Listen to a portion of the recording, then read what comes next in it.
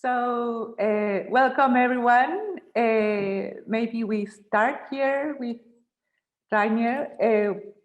Today we are going to have a masterclass of Glyphs app, Glyphs 3. So he will be telling us all the new stuff and also answering questions that you have. So thanks for being with us and accepting our invitation. We are very happy to have you with us. And Will, it's all yours. Yes, thanks for having me, and yeah, thanks for this opportunity. Yeah, and I'll without much talking, I'll go ahead and share my screen, I guess. And zip, does it work? Yeah. But now you guys are gone. I don't see you anymore. I guess that's okay. But no.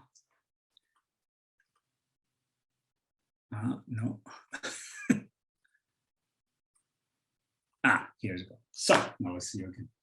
Okay. All right. Glyphs 3. Yes, it's been out since November, and what I'm showing you now is 3.0.3.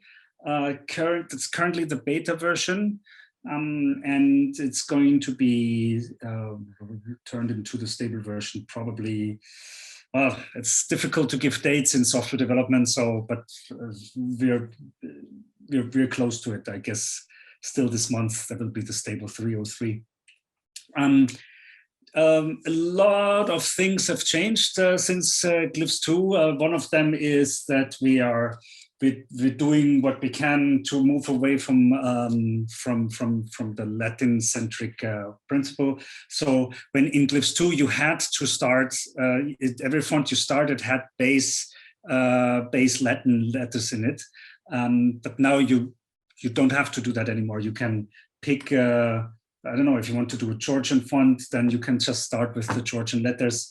And if you're, you can add some Khmer to it, and but you'll start just with the consonants and stuff. So you can put together the scripts that you like and actually, and then have the user interface just adapt to the scripts that you really want to do.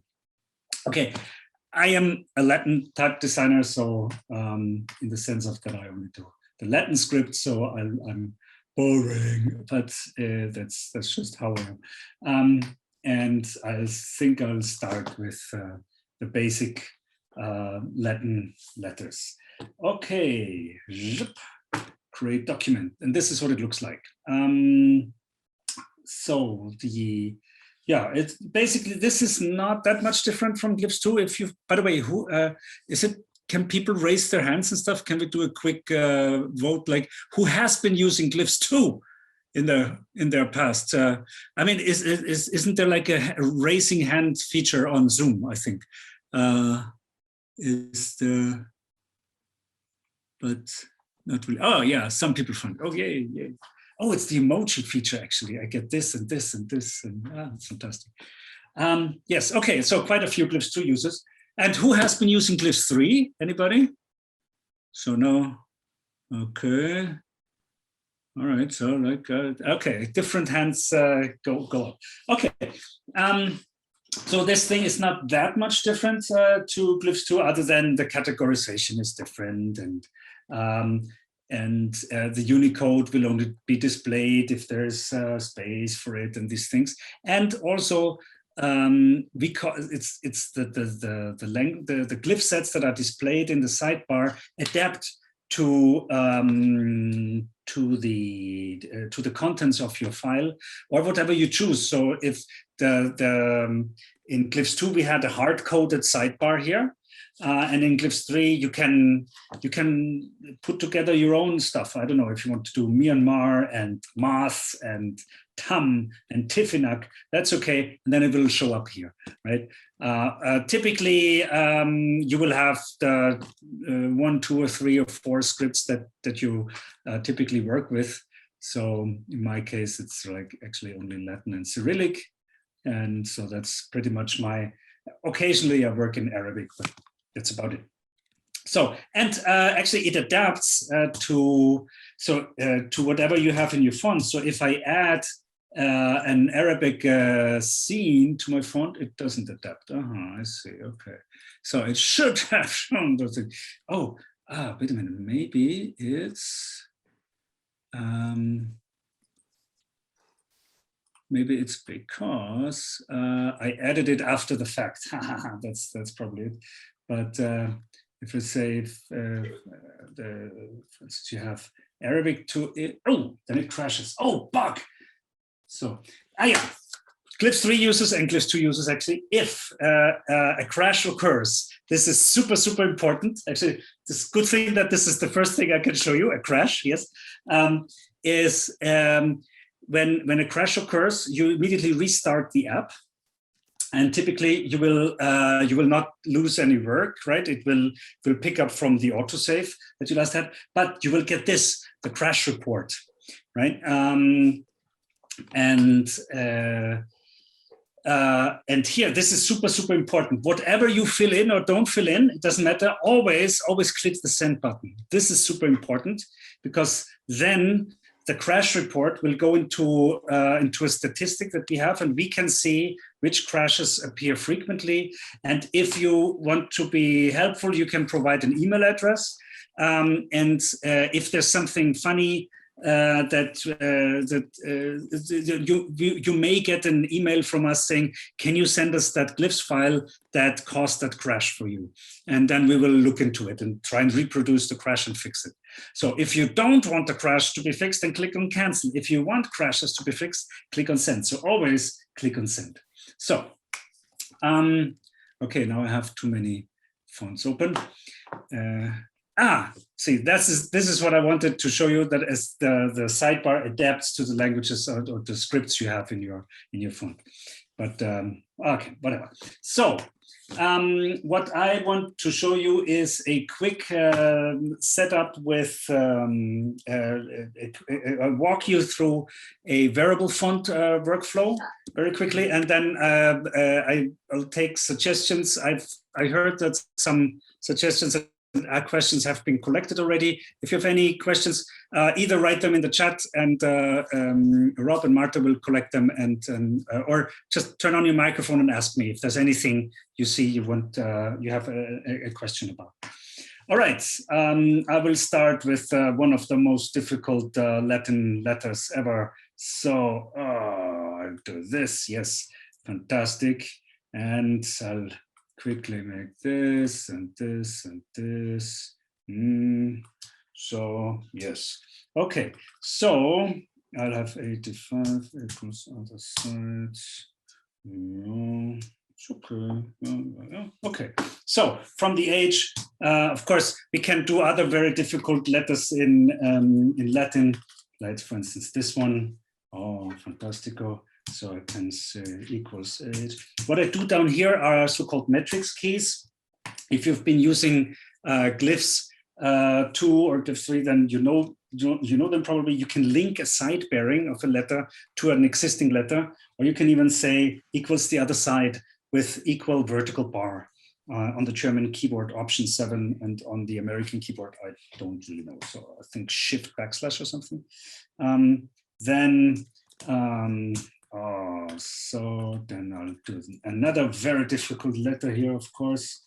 So, and what have we here? Yeah.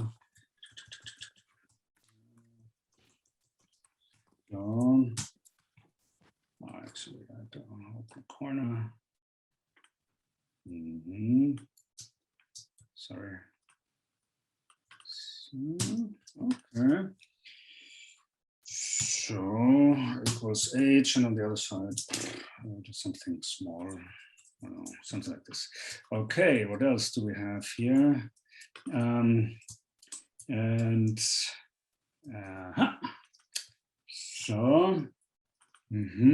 So you see, it's easy to reuse shapes very quickly. I do that now with copying and pasting, but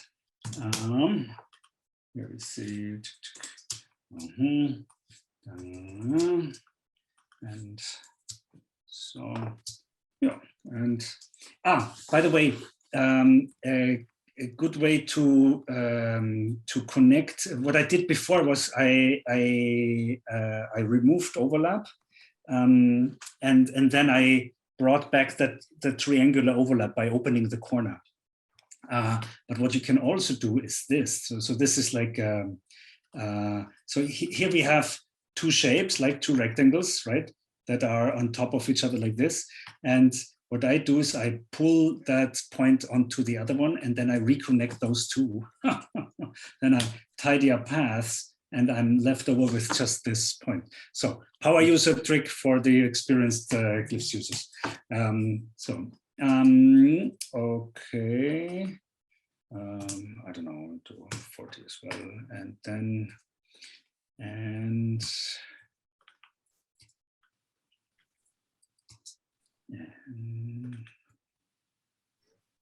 here we go. Here we go. Here we go and do the same thing here. Reconnect nodes. Path. Perfect. Okay. So, the thing is with this, with just horizontal and vertical bars, you can write only words that sound like an emergency, right? So I can write Hilfe in German, or I can write hell in English, or I can write filth. Oh, I see. I don't have the T yet, and I do this, and so I can. So in English, especially, it's just very negative words that you can write with this way. So you can write things like ill, or I fell, and this kind of thing. So so we have very so you get all your negative feelings out. I fell ill. Oh wow, I can even write these things. So and then in the end you can only say Hilfe. So there's like a concrete poetry with letters that only have vertical and horizontal things. Okay. So that's,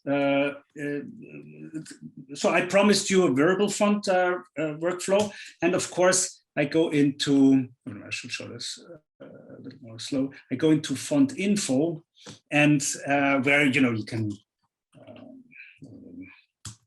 TTBerlin. So I actually, TTBerlin sans. Does this work? And for a variable font, of course, we need an axis. Right. So in this case, I will choose width. For instance, I'll choose a width axis. And then if you want to interpolate between two, between two extremes, you actually need those two extremes. And we only currently have one master in the font file, namely these letters. And each of these letters needs a second layer to them. So I will, what do we define those? So I'll call this 80. There is a convention for the width coordinates. You say 100, you take the percentage of what an average width length is. So let's say this one is a little, not completely regular, a little bit on the narrow side. So I'd say, I don't know, 90% of a regular width. And then I make a super wide here.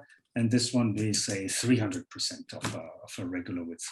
Okay, so all I have to do now is go in here and make it 3 times the width of a normal font. But, stupid me,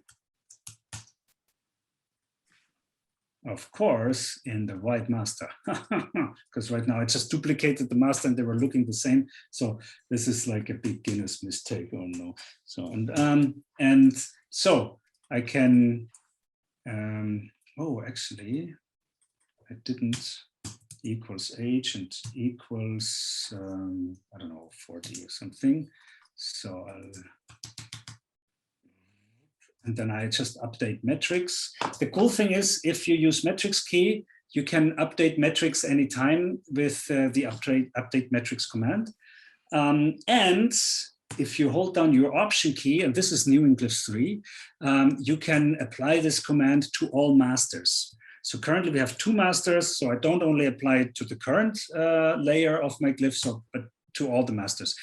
For 2 masters, it's not a big gain in productivity, but imagine you have a 16 master font, then it makes a lot of difference. By the way, not just this, but many other commands are available as well, even in the context menu. So if you can even reconnect certain nodes, open corners in all masters and stuff.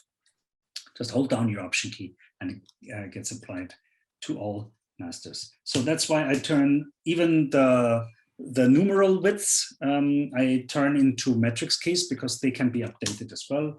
And so here, we'll do something like this, fantastic. And here I do something like this. And so the I can stay the same, I guess. Oh, what I didn't do here. Oh, this is another thing is in a variable font, you want to keep your edges clean, right? But you know what? I leave this one in for now so we can see what the problem is. And so we'll do this and yes, okay. And I think I have them all. So hell, filth, I fell ill. Oh, I have to make the space bigger as well. Not much bigger. Rainer, yes?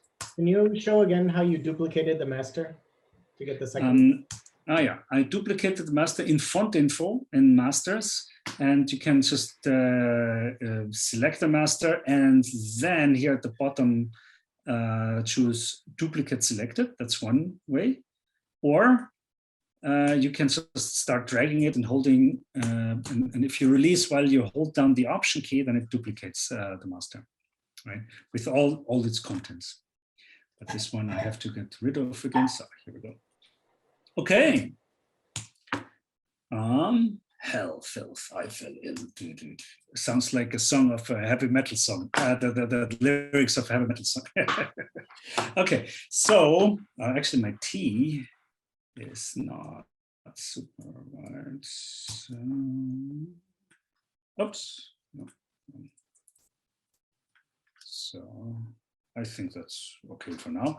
And I have the Berlin Sans. I can actually save this font file now for, if it lets me. So I'm on the desktop and I call it TTBerlin stretch actually. Desktop save. Okay. Oh, by the way, if you save, then you now have additional options here. Remember, you could save as a Glyphs file or as a UFO. UFO, of course, is limited in the sense of what you can save inside a UFO. So some things will not be, you will not be able to store inside a UFO. But what's new here is the so-called Glyphs file package. And the Glyphs file package is the same thing as, it's equivalent to a Glyphs file, but it uses the same folder structure that a UFO uses. So all the infos, every glyph is a separate file in this case, but inside a folder structure that you usually don't need to access. But the cool thing is this is more compatible, or let's say it makes a Git workflow or Git-based workflow easier, because then you have then you can just commit those letters that you want to commit, and then or let's say you only had some changes in the font info, but you tried around a few things, and then you can discard the changes in the letters and only keep the changes in the font info, for instance, whatever. So if you are if you have a Git-based workflow, then Glyphs file package is for you. It's completely equivalent to a Glyphs file, to a single Glyphs file. in terms of content. It's just easier to handle in a Git workflow.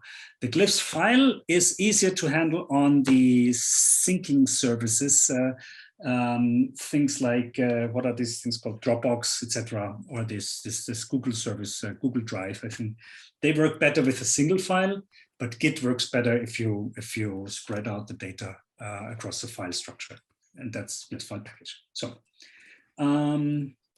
yes, I saved already, and now comes the big question: can I export? Actually, what I could also do is I can delete my lowercase letters, and I can delete my Arabic letter, and I can select. Oh, I see here there was an indicator here that showed that that the metrics key were not up to date. So all I had to do is run update Glyph, update metrics for all masters. Cool. And the problem is corrected. And what I can also do now that the lowercase is missing, I can select my uppercase and then say update Glyph info. Because then every uppercase letter will also include the lowercase Unicode. So it doesn't matter. So it's a uni, what do you call it? It's an all caps font. So it doesn't matter if you type it in with a lowercase x or uppercase x, you always get the same x. Right? So fantastic. Okay, I save this. I export, so go to File, Export, Command E, and here are my all the new stuff you can do. The static font export is completely reformed. We don't differentiate between web fonts and desktop fonts anymore. They're all static fonts, and so you just choose your flavor, and then you choose if you want it with or without web fonts or not. But what we want to do is a variable font. So I have a variable font export folder. Again, you can choose if you want to have it also in WOFF format or WOFF2, etc. But I'll just stick to this one now. And I say next. And then it exports it and it writes it out. So I didn't get an error message. So that's a good sign. And oh, by the way, for testing my variable font, I use a Mecha Blue script. But installing scripts has always been very difficult in Glyphs 2. If you remember those dark old days. Now the scripts are available in Plugin Manager. Plugin Manager is completely, oops, sorry, it opens on the wrong screen. Zoop, here we are. We completely revamped it. Here's the classic, all the plugins you get. Actually, I don't even know how many there are. It must be more than 100 now.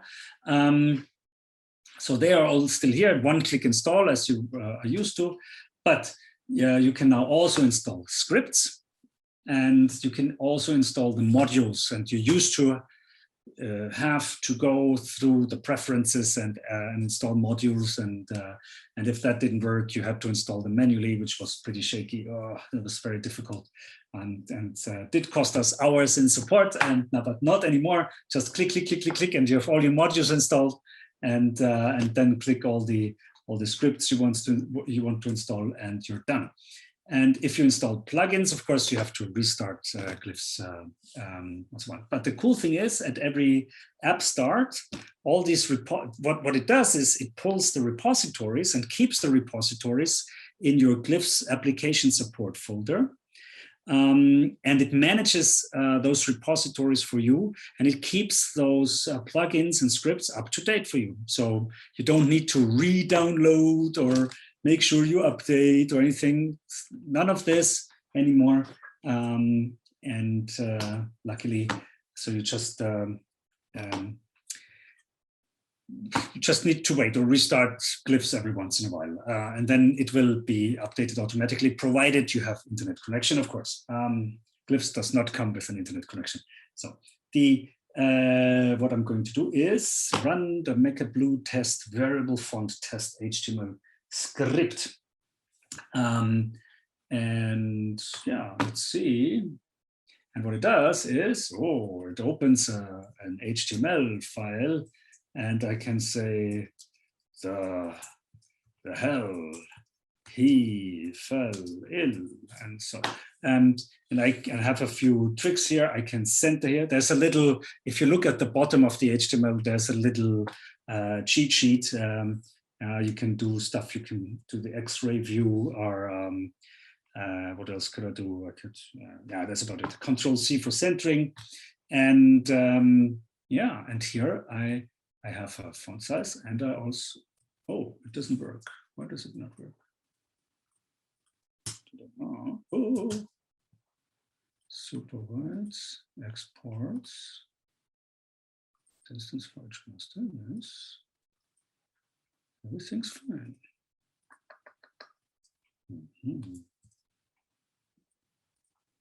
Or is it, it worked in the minute before we started the transmission. So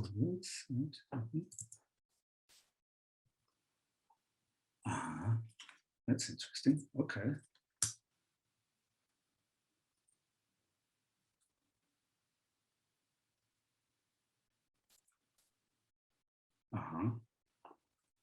Did I just discover a bug? Rob, you my witness. You saw it work before. Okay. Variable fonts don't work in Glyphs 3. Go back to Glyphs 2. So, sorry. It's like.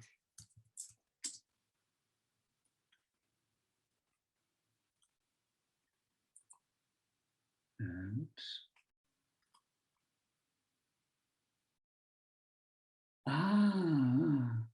okay.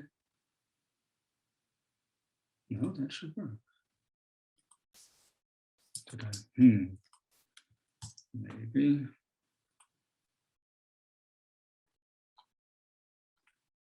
That changed to something else. I wonder what is the thing that I did wrong.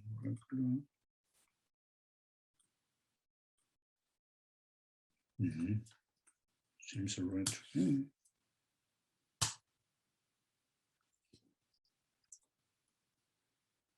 Doesn't accept any of these. It's an maybe there's an incompatibility.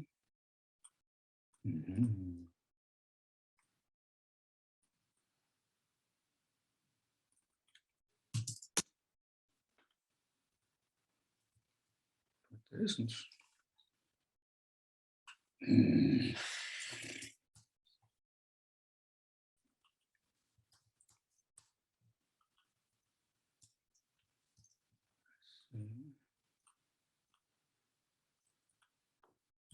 Seems all right. Maybe I should try.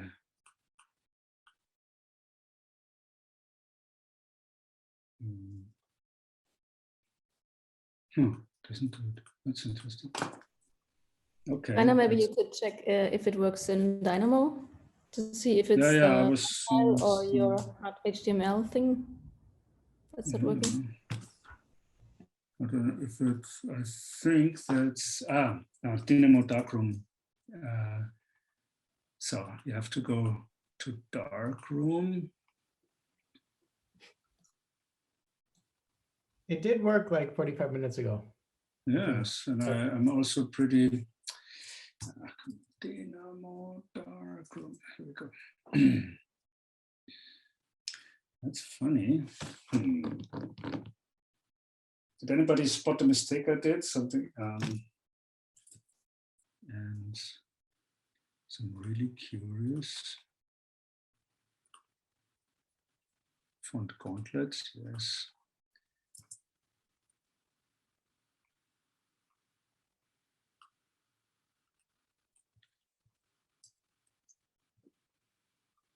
Yeah, no, it doesn't do it. Funny. It does have an alpha. It doesn't have a gvar table. Okay. All right. So that goes straight to the lead developer, I think. Okay.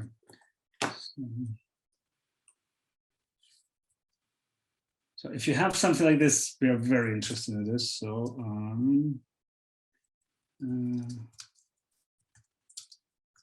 So, okay, good.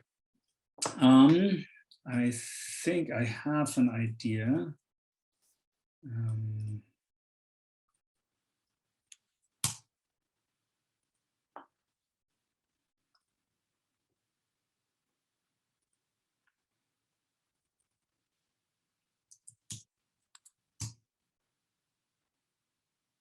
No, that was the wrong one.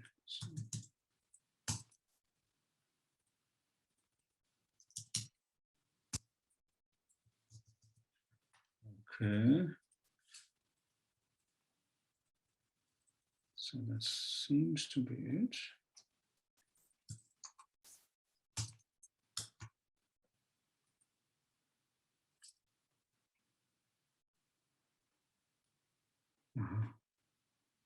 It is some rendering issue.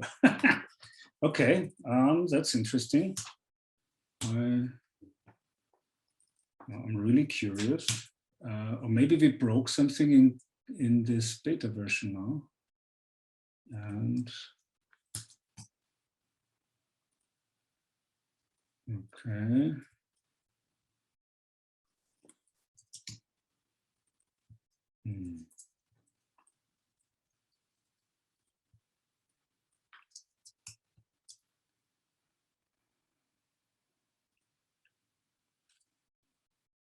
And yeah, this one works. I don't know why the other one doesn't work. Okay. We had the suggestion it might be because of the words that you are using as the demo went. Yes, maybe that's it. So I wonder, the only thing I did different was that I did not have the lowercase in there. So maybe that may have been update Glyph info. So in a sense, that suggestion is right, because but I think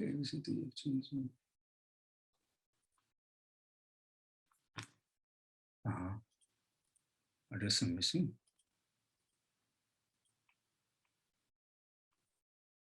I see.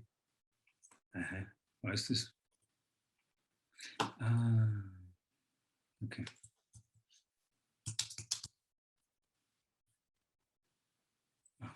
There's some.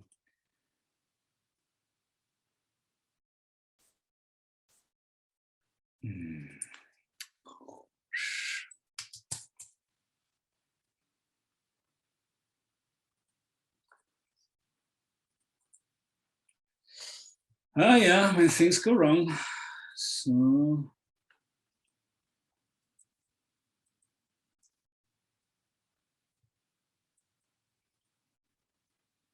So I'll get my lowercase in here. Okay, here we go. So Glyph, update Glyph info. Cool. So I wonder whether that was what is now. Yeah, and restart Glyphs every once in a while, I guess.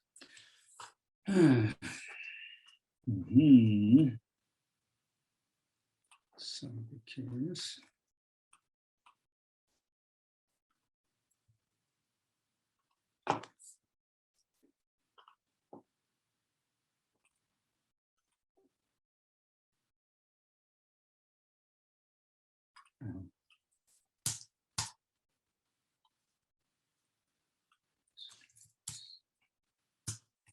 Okay, let's try again. Yeah, now it works. It was the Unicodes.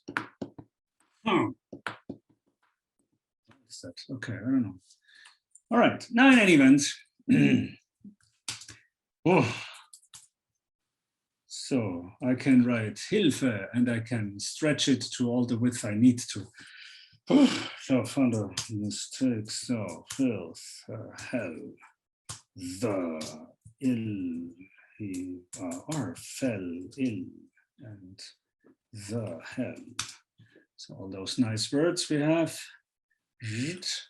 and then we can stretch them to any width we want, or we can, as you suggested, go to Dynamo Darkroom, the Dynamo Darkroom font gauntlet, and take this one and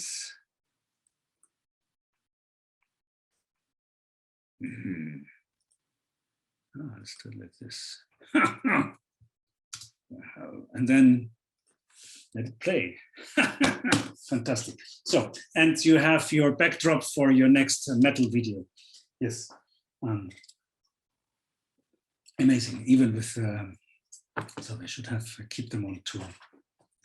Yeah, on 2 lines. Yes. Cool. So that's how you do a variable font. So so don't use double encodings, at least not in Glyphs 3083. That's what you see here. The red number is the build number. If you encounter problems with Glyphs and you need to tell us, please fix this, then what we need to know is this version number and the build number behind it. So you get to the screen by choosing Glyphs, about Glyphs, and then there you are. So especially the build number between parentheses is the one we're interested in. Then we can identify the version, and we will have a pretty good idea how to fix it. Yes. Okay. So that's a basic variable font thing. The only thing I did now was I changed the number, so I call it the Berlin stretch now, and exports. Also, I don't need this, and cool. So now we can actually export export it with the right name. And the cool thing is, in Glyphs 3, in the exports, you don't only have instances, right? The instances that you export, but you can also have a variable font setting, we call it right now. And so you can export multiple variable fonts even, and with different subsettings, for instance. So you can just say remove Glyphs, and then let's see what happens if we if I go here and I remove the lowercase again. Oops, no, sorry. Copy glyph names, 1 per line I need. And so if I remove these, I'll be curious what happens if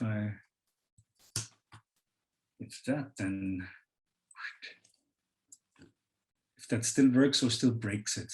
Yeah, but the lowercase is not in the font, that's why you get this. But basically, yeah, theoretically it works. Yeah, okay, cool.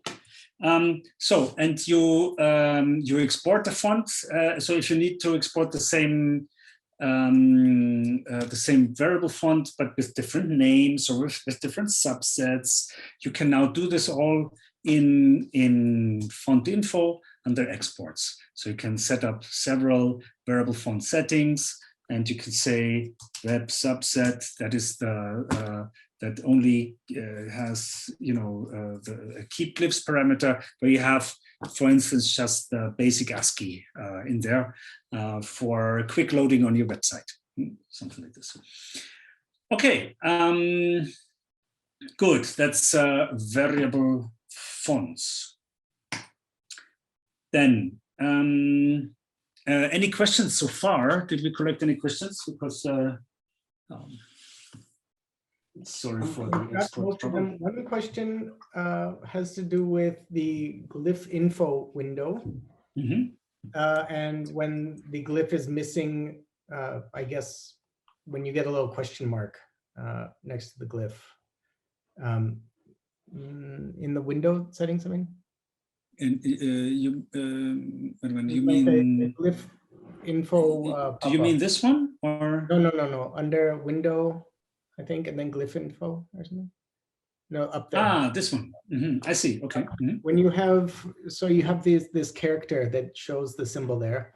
When Yeah. you have missing ones, Yeah, is that it's taking it show. from system font or? Yes, it's taking it from the system font and whatever the system provides. So, and you just need one font that has it installed, right? So currently I have no font on my system that has the Feistus-Disk letters. But if you would install one, then it would get picked up there. Yes, yeah, then we'll use that as a fallback. Yeah? So yeah, you can install all the Noto fonts and then you will at least have something for everything. I'm not sure though there are Noto fonts for the ancient scripts like the Feistus-Disk, but it's I wouldn't exclude it, so because it's fun. Yeah. Oh, even Shavian. We have a font for Shavian installed. Okay. Yes. Shavian. That was a script invented by Bernard Shaw, the writer. And he thought it's better for English, a better alphabet for English. But the only thing that exists in Shavian is a few of his notes when he tried it out, and that's about it. So, I don't think it was ever in use by anybody else. Okay. Any other questions? Sorry. So far, otherwise. Okay. Anybody feel free to jump in if you have any questions. Yes. Or Yes. Then Can I ask yeah. for can I ask for a live bug report? A live what report? Bug report. A live bug report. Yes. Oh no, please. I'm not sure if it's a bug. At least I have a problem that I'm still. I was posting it in the forum.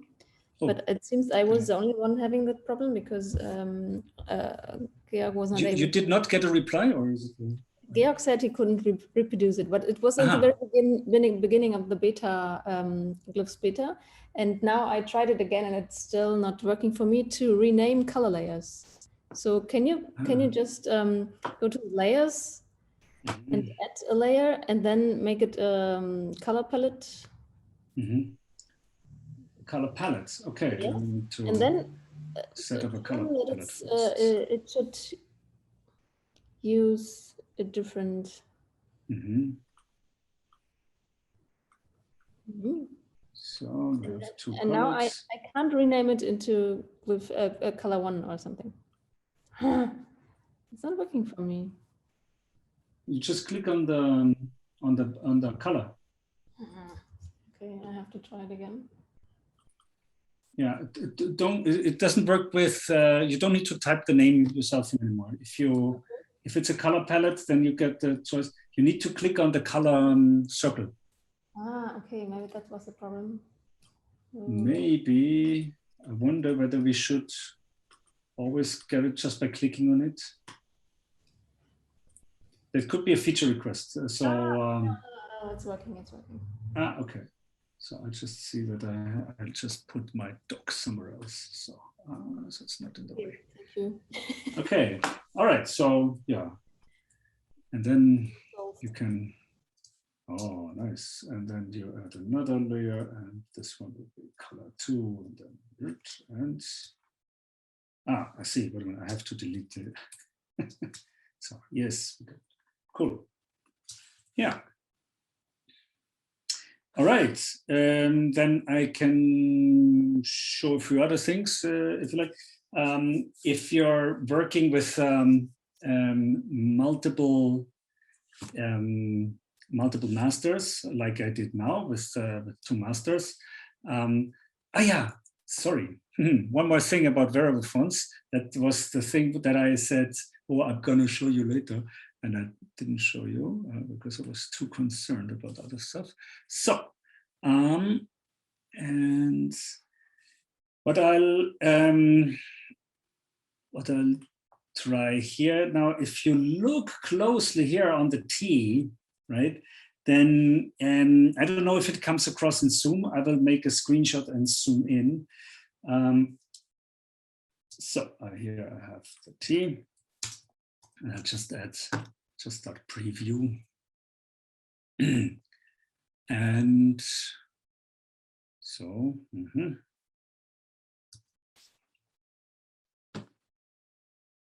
yeah, here we go. So this, oh, sorry. So I made a screenshot and I opened it in preview so I can, out of my face. So I can zoom in so you can see the pixels, and you see an anti-aliasing mistake here in the T. So there are some pixels apparently that are darker than the other pixels, right? And why is that? That is because in variable fonts, the overlaps are not removed, they stay intact. And so that has one consequence, is that you should keep your edges clean, right? Otherwise, you will run into those anti-aliasing problems, right? So select those points and move them away from the edge. So the edge should always be a single, defined by a single outline, right? And as opposed to here, this part here is defined by two outlines. So, and what happens is each outline, each shape gets its transparent pixels, its transparent anti-aliasing pixels on the side, on the edge. And of course, those two transparencies overlap each other and they will turn darker. So in a variable font workflow, again, for a static workflow, it doesn't really matter. It's a good idea to drag these edge pixels away, keep your edges clean. And there is one nice thing we have in Glyph 3, there is the option keep layer selections in sync. That means that if you select those 2 points in one master, and then you switch to the other master, like I switch here, click, then those same 2 points are selected now. And so you just need to switch between masters, with command 1, command 2, command 3, and then just each time you make that movement that you need to do. So that facilitates editing, speeds it up quite a lot because you don't need to redo the selection every time. Wow, fantastic. And yeah, and I save. Yeah. Do you know how far you have to move the outlines? Is 1 unit enough, or does it need to be like proportionally 1 pixel difference? I try to, let me get rid of these things because they're not compatible now. So I try to stay in the middle, also because anticipating other movements, I'll add more masters later, and just to avoid any kind of rounding errors, as the safer you are, the better, right? So that's why I do these kinds of overlaps, and I stay at equidistant, I'm at the same distances to the edges with this point. So of course, theoretically, just one would suffice. But imagine I add another axis, and then maybe I add a slant axis, and then of course this point will be faster than the point below, and at one point you will get something like this, right? So that's not entirely unthinkable. So I'll try to stay on the safe side and stay as far away from the edges as possible. And yeah, and if I have one structure in one master, I keep the same structure in the other masters. So if I have it in the middle of the masters, I keep it in the middle of the masters in all the other masters. Yeah. All right. There's yeah, and did I export? Yes, I did. And now we can Berlin stretch. Oh, I have my web font subset and everything. Cool. Now these are the the things that I did. So, and now we can look again at the T, and let's see if there is any. So we have preview again, and we zoom in, and you see now we have no more anti-aliasing weirdness here. So everything is as it's supposed to be. Yes, cool. Since variable fonts, I suppose, will mainly be used on the screen, so that is an issue. Good. One more thing. The one letter I was not really happy about was the I. It's kind of boring because it looks the same in all masters. So what are we going to do? Maybe I can duplicate my I. Now I have two I's. I mean, of course, I have two I's, but I mean here in the font. But and I will do this kind of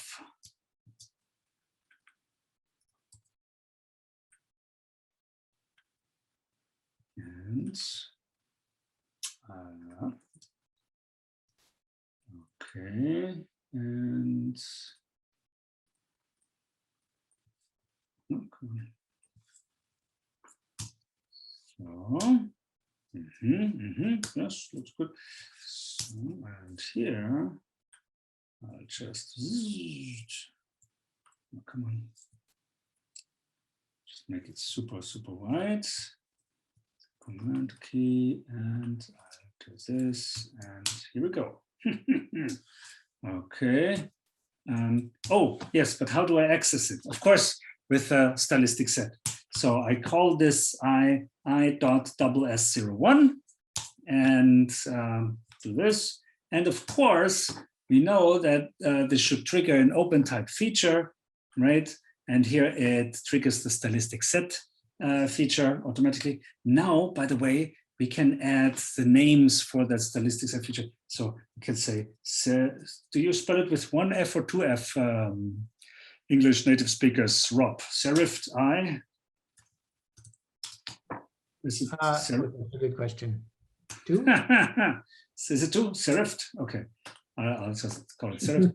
So, and if you're not sure about it, you can access the official OpenType spec now by clicking on the button, and it will open the Microsoft specification page about this, whatever it is, what is a stylistic set, and what is it supposed to do, blah, blah, blah, blah, blah. So if you're not sure which letters you have here, you can option click the letters now, and you get the preview right in font view. So it will substitute the regular I with the serifed I. Fantastic. So so I update, I compile, I have no errors.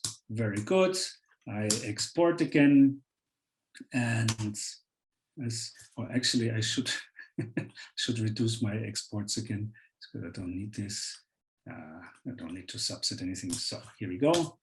Export again, and I run my variable font test again, and I can say Hilfe, and I can do this stuff. But this time I can also turn on stylistic set 1. Fantastic, and it works just as you'd expect it to. Oh, fantastic! And now the I also goes wide. And yeah, and naturally, you may want to say in between. Yeah, I think the E looks great when it's at its maximum. It looks great at its minimum, but in between, it's yeah. The difference in lengths between those the 3 horizontal bars is not good enough. So what you could do is add a brace layer, yay! And brace layers work a little different now than they used to do. So what you do is you duplicate an existing layer, then you right-click it and turn it into an intermediate layer, also known as brace layer, and then you say at which point you want it. Let's say at what's in the middle, let's say 200. Yes, so it's an extra master at in the interpolation space at coordinate 200. What you can do with the brace layers, you can right click and re-interpolate it. So this is what the E looks like at 200. And now you can make your adjustments. So we can do something really funky here. Yay. And actually even move this thing down, actually make really cool. Okay, so, and next time you export and you write your Hilfe and you see how the E goes, whoa, yeah. So, so you can add these intermediate masters on a per glyph basis. So you don't need to add a third master to the whole font if it's a feature that only affects certain glyphs. Yeah. So, and the cool thing, and that's something that didn't always work the way it was supposed to. Yeah, here we go. So is that this now also translates into your diacritics. So if you have something like, I don't know, what could we do? Acute comp.case, right? So we do something like this here. And and so, and I just, I'm lazy now, I just paste it into the other stuff. And then we do E acute. Yes, here we go. Of course, the placement is not that ideal, but it should be easy to set it into the center wherever I am, because it keeps the layer selections in sync. So I can do this, I can do that. Now it's really in the center all the time. Very nice. I can export, I can rerun the script, and now you see it here.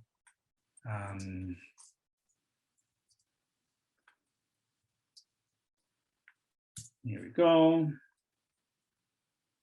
You see that the brace layers work in composites just as much. Yeah. Yes. Another fun thing to do. Oh, sorry. Any questions so far? Please interrupt me anytime. So otherwise, I'll just go on, and at one point you'll go. Oh. Yeah. So. So there's a couple questions. One is about using components in variable fonts. So if you need to decompose them, or if you can just use components. So what is the question exactly about component in variable fonts? Well, it's saying if you're using components like for stems and things, if you need to decompose them like you would for a multiple master font, or if you can just keep them as components. You don't need to decompose them in a multiple master font either. I would just try. The only thing that can be an issue in a variable font is if you have flipped components. That's difficult. There may be some problem, but if you do not mirror your components, it shouldn't be a problem. Can you have them overlapping with outlines also? Yes, that's possible. Yeah. I don't recommend it because it's like no automatic alignment, but that's another story. Another question is, can you talk about when and why you would want to do the sort of open corners? Oh, yeah. So like when it's a diagonal letter or a curve or something, that's more obvious, but can you explain why you do it on the E and some other straight places? Actually, if it's like completely straight, it's not really necessary. There are even some people who say don't do it because there will be one app somewhere that has difficulty with it. One of them, by the way, is Google Maps, right? With the street view in Google Maps that shows you the outlines like this, because they've been using variable fonts like this. So if you can do without overlaps, and if the design allows it, yes, fine. For one thing, I find it easier. So if I like, let's say I remove overlap for all masters now, and just to keep it compatible. So this works very well now for the E, and there's actually no problem with this. Let's see. See, the E is just work as well. There's no difficulty with it. So especially if you only have orthogonal lines, it's not really a biggie. Of course, if you have diagonal lines, it's a different story, because the node travel required here or up there will be different. Also, and that's let's try and see. Wait a minute, we can try this with a K actually. That's maybe a good idea. I don't know. So I'll just put in the H. Okay, so, and quickly make a K. So I'm sorry, I will not win any design prizes for this one. I have to go to the sketching classes, I guess. So, and I'll do this. And where are we? Something like this. Yes, and then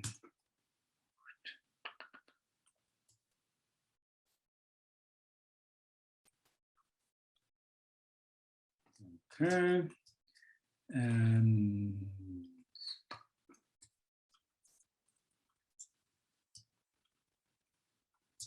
and here also. Oh, by the way, if you drag a node with diligence, then it actually aligns itself to the line segment, and it snaps into the line segment. So sorry, actually don't even need to what do you call it? Don't even need to cut or something. Okay. Yes. So that's my K. I put this also into the other one as well. And of course, if I want to do a super wide one, then I'm gonna have difficulties here, but I'll try anyway. So actually, this is not the perfect design for stretching very far, but okay. So I should do this Cyrillic style thing in the middle probably, but yeah. Now, for the sake of argument, you get the idea. So, all right. So this will be my. Oh, come on. Yeah. Okay. So it's not. Yeah. Let's just accept it for what it is now. My apologies for the eyesore you have. Okay. Now so I keep a backup in the background. So what I did now is I pressed Command J or path selection to background on every master. What I'll do now is I remove overlap on every master. Yes, so it's still compatible, right? Or actually, before I do it here, I'll actually make use of the white thing, and maybe I can make maybe I can do it like this. So here we do something. Hey, I can actually even stretch it wider. Fantastic. Okay, great idea. So maybe I will win a design prize after all. And okay, so I'll keep a backup in the background, and I remove overlaps. So these two masters are technically compatible. We have the same number and order of points in both masters. We can double check also, can even see if the correct path direction, and even then it's it is still compatible because it only consists of straight lines. And by the way, now the starting points are out of sync. You can take the start points of the other masters and just drag them into a position that you like. So fantastic. Okay, so now it's perfectly compatible again. And this time I'll export again. And this time I do this again, and I test it in a browser. So I have my KKKKKKKKK. And then if I, what is happening here, right? So here is a good test case for a variable font where you should not remove overlap. how can that possibly happen? Because, hey, wait a minute, this is straight lines, everything's in line here, and everything's in line here, and I'm interpolating between these two. Why is this not interpolating the way I do? So, and now the question, the answer is simple. This is something that is known to type designers as the dreaded kink, right? It's called kink. This K is pretty kinky. And a kink appears in interpolation. It's a phenomenon in interpolation that happens if you have 3 or more points that have to stay in one line. And here we have 1, 2, 3, and 4 points that have to stay like lined up, right? Okay, so same thing in the other master, it's the same point, so that's okay. So we have 4 points here. Then second condition for this dreaded kink is if the angle changes between the masters, which it does. So here we have like, I guess it's 45 degrees. Here it's like more like, I don't know what it is, 20, 30 degrees. Yeah, so it's a flatter angle. So the angle is different. So the second condition is fulfilled. So, but in order to have a kink, we need to have 3 conditions fulfilled. And the third one is the proportion between those 3 or more nodes that have to stay in line. And the proportion is, so between the first 2 nodes here, I have a rather short distance. Then I have between the second and the third node, I have a very short distance. And between the third and the fourth nodes, I have a rather long distance. Now, same thing here. Here I have the long distance in the first, then I have a very short one. And then I have a rather short one on the other end. So the proportions are different. The proportions of the distances between the nodes. And what happens now is, what we have here is so-called linear interpolation. Each and every node gets interpolated linearly along this line. And if you want to have 50% here in between, then it will be the same thing for this, the same thing for that, and the same thing for that point. And they don't know anything. Each node knows nothing about its neighbor, right? Each node interpolates completely independently of all the other nodes, right? And and if you have those 3 conditions fulfilled, you will get a kink. It's just maths that happens. You will get the maximum kink right in the middle. So at so you get the maximum kinkiness. So this is at the 50% position, which in my case is like 190 something, 195, I suppose. So this is the most kinky K I can give you today. And so what do you do?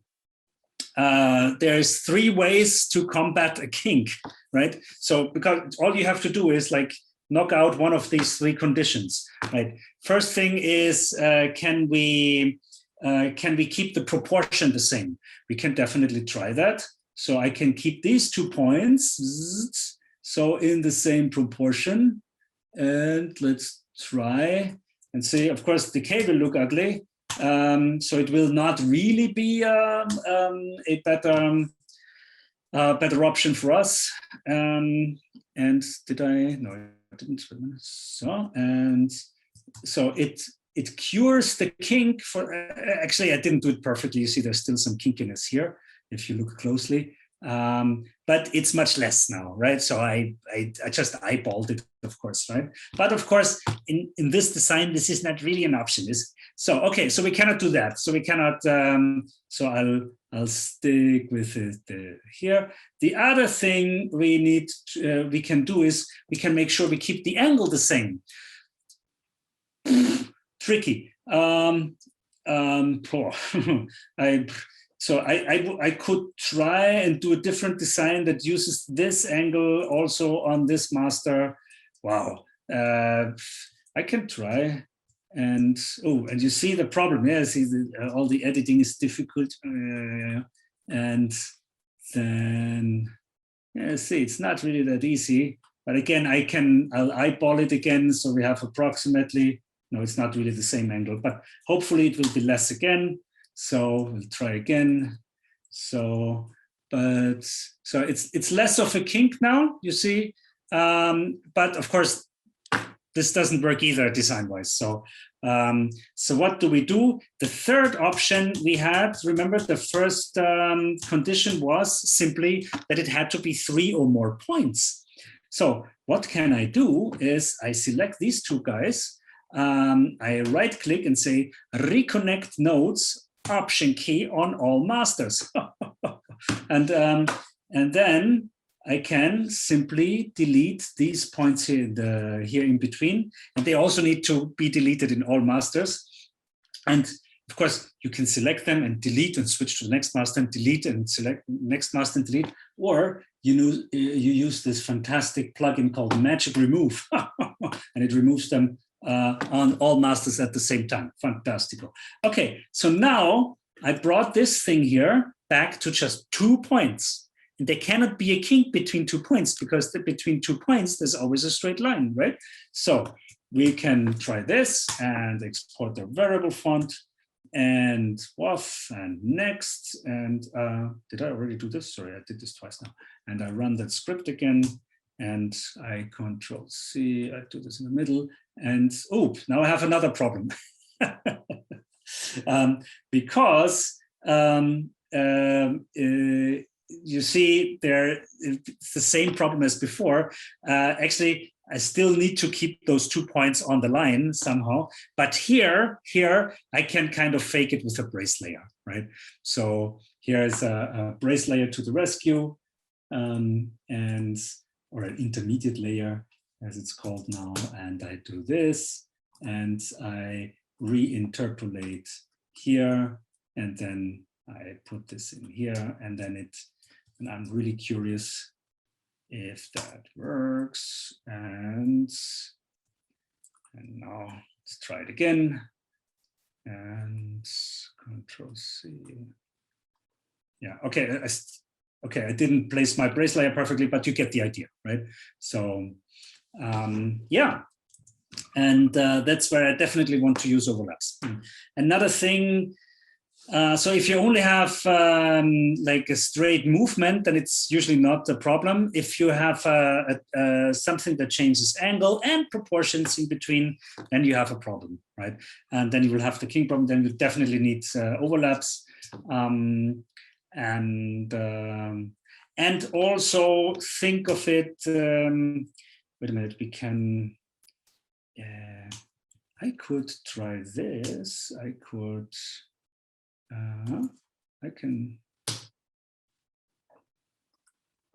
do this, and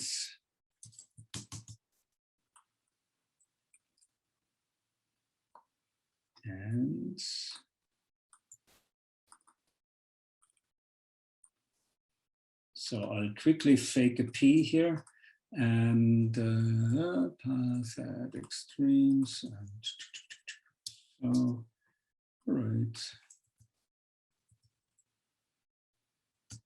Okay, and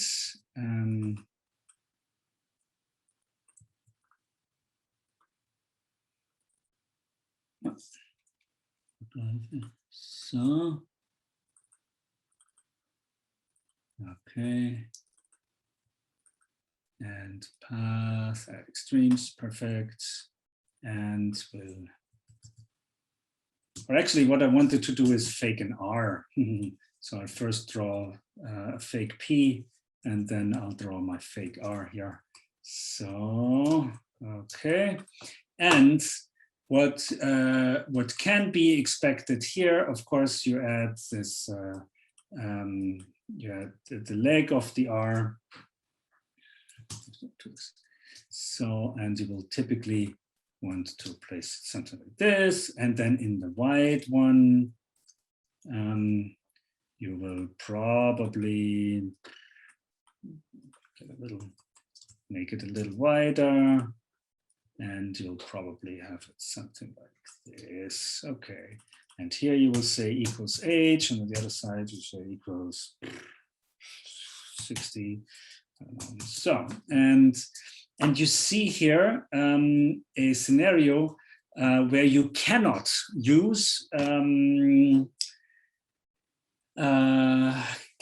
overlap removal, because here you see this leg is on that straight bit of the R, and here it actually is. This leg is covering the start of the curve segment, right?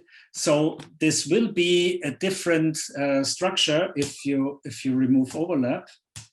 So if you remove overlap here, then I have straight line segment, then the leg, and then the curve segment. And in the other master, it's straight line segment, then the leg, and then another straight line segment, and then the curve segment. So we'll have this will cause a different structure.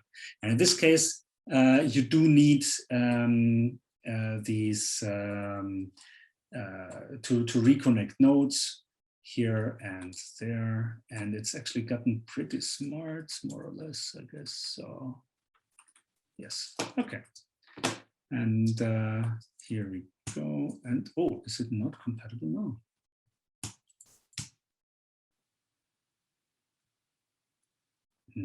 How come is it not? Did I miss something? Ah, maybe the shape order is different. Ah, the shape order is different. Yes, now it is. Okay. Yeah, so that's also one thing. You have duplicate shapes and the order can change. It's another source of error. So I also reconnect nodes in all masters. And that way, there's only 2 shapes and not 3. So you reduce, so you can optimize your shape structure that way as well. And let's see if it works. Export. Sorry, I did this already. And yeah, and so I can already write what can we write with K and R? Kire. So I can write Kire, and I can make my Kire larger and smaller. Yes, and oh, my E is still doing the limbo dance. Okay, cool. Yeah. So that's where you want. And actually, I keep the, sorry. It also, to some extent, keeps editing easier. I tend to even open these guys here, open corn and all masters, because that way, and so, because that way, I can edit this curve completely independent of the other curve. So even if I do like a slight slant or something, then I'm not touching the other segment, right? So I make sure that these are completely separate in terms of segments. Yeah, so it makes editing easier. So the one problem you may run into if you have lots of overlaps everywhere, then in the end it will be a little hard to keep the oversight. But what should help you in Glyphs 3 is that the overlapping parts are now shown in a lighter shade of gray. Right. All right. Rainer, maybe you can also show the advantages of open corners, like outside open corners, like in curved shapes like S or C. I always find that. Oh, I have to make a curved shape now. The people who love me is fantastic. I mean, so, okay, no problem. For a sec, I do this every day. So, so I'll. So okay, so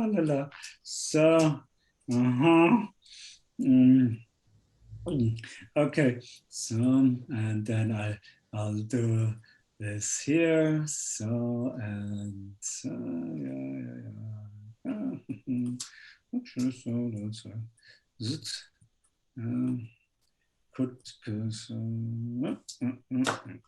And I'll run what is actually my 45 filter offset curve. And what what am I going to do? Horizontal is 25, and what was the other thing? 22, I think. And I say make stroke.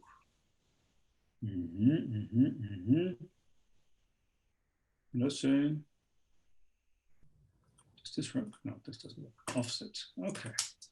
And then path extremes. And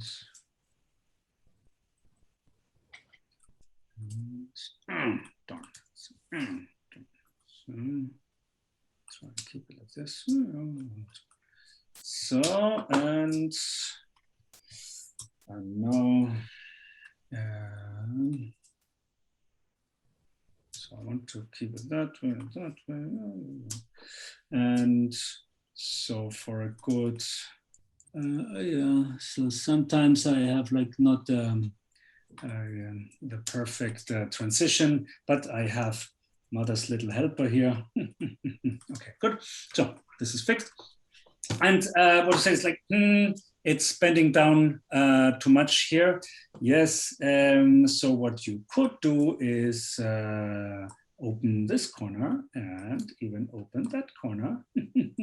Now you have an outside corner.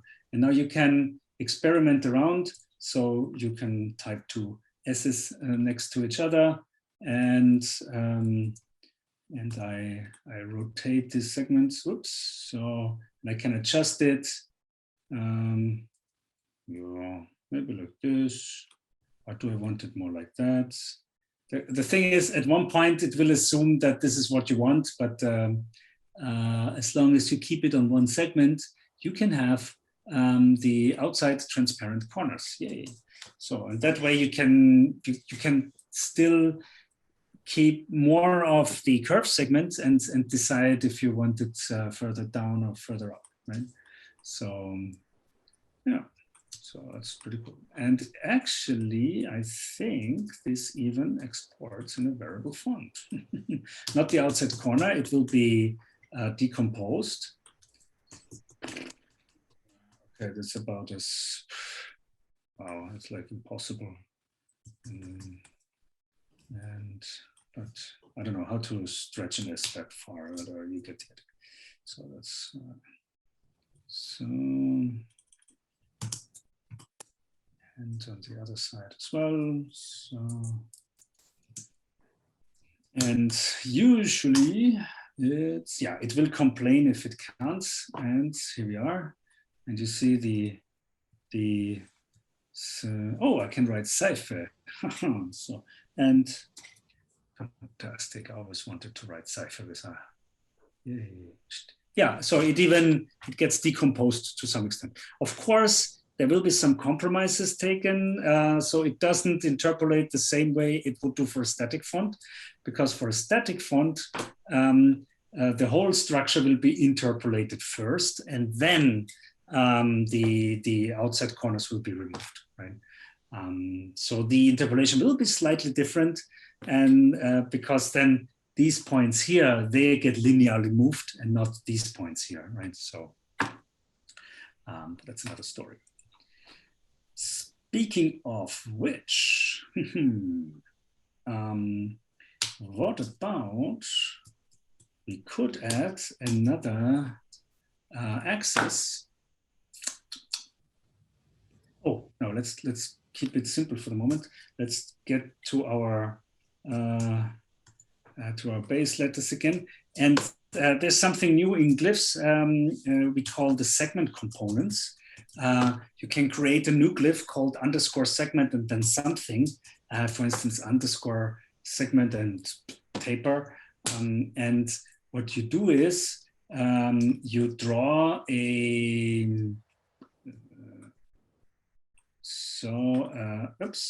a simple, for instance, a curve segment here. And you do that here, and then, oh, sorry, I'm drawing it in the space. Oh, why is nobody warning me? So here we go.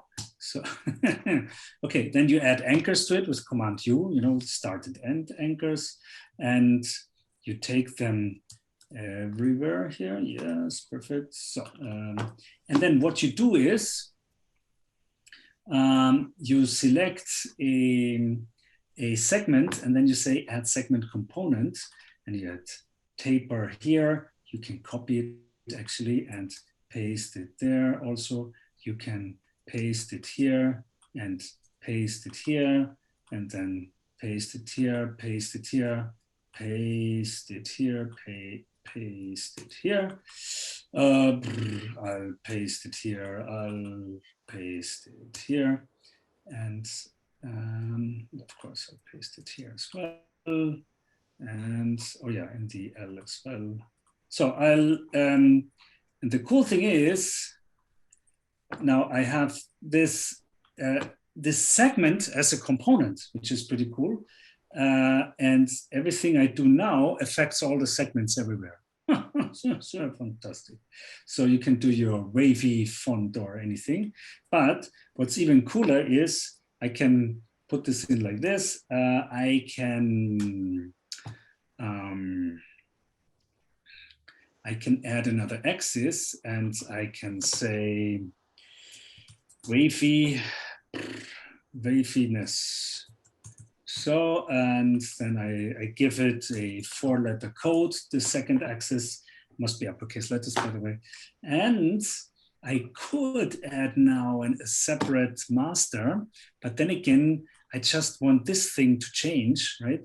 So all I really need is a virtual master. And in the virtual master, I have 90, 0, 90, 0, and I will have with 90 and waviness 100 for 100% maximum waviness. And okay, and I will duplicate this one, and oops, sorry. What I want here is an intermediate layer at 90 and 100, right? And then you do some, I don't know, something like this, and okay. And we'll see if that works. And now we have, oh, no, it doesn't work. Oh, shit. Okay, too bad. So now you do need to have this, this extra master. So virtual master will not work in this case because it's only in, why is it actually? It should work, but add master. No, what I can do is I can duplicate that regular master and call this one wavy. Wavy, yes, and call this one 100, yes. And now I get rid of this one, and here I say uses master. So, and why is this not working? I'm not in the third master, sorry. Okay, all right, okay, and then I simply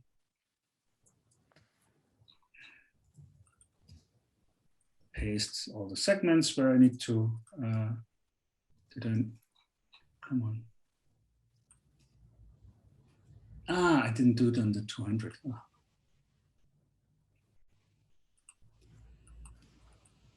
I'll just kick this one out here. It doesn't matter. Okay.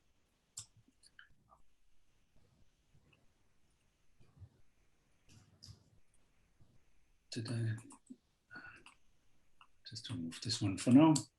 And I'll export. And so God will.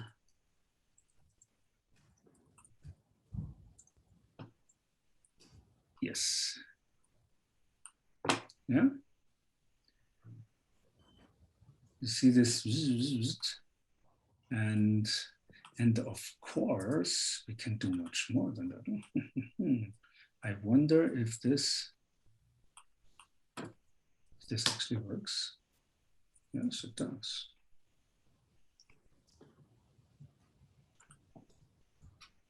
So the waviness, and the waviness sticks even for the third master. So what we've done, this is something you can do for variable fonts, is that you put up your masters on a rectangular shape. So you have an origin master, and then you have one axis, and then on the other axis, and you don't need to have the opposite master, just like in traditional multiple master working. So you don't need to have 4 masters in every corner of the design space. So you just need to go along the design axis away from your origin master. So I have a 3 master setup now, and it works nicely in the opposite end of our design space. So, and stuff. And actually, I need to do this on the inside ones as well. Then you see, for the eye, it works really funny. Yeah, and then you can have yeah, some fun with. Actually, I can quickly do this and this. Did this work now? Oh, whatever. Ah, no, so segment components, segment taper, and the segments is, and paste, yes. And then I paste. So it also works on the insides. Oh, cool.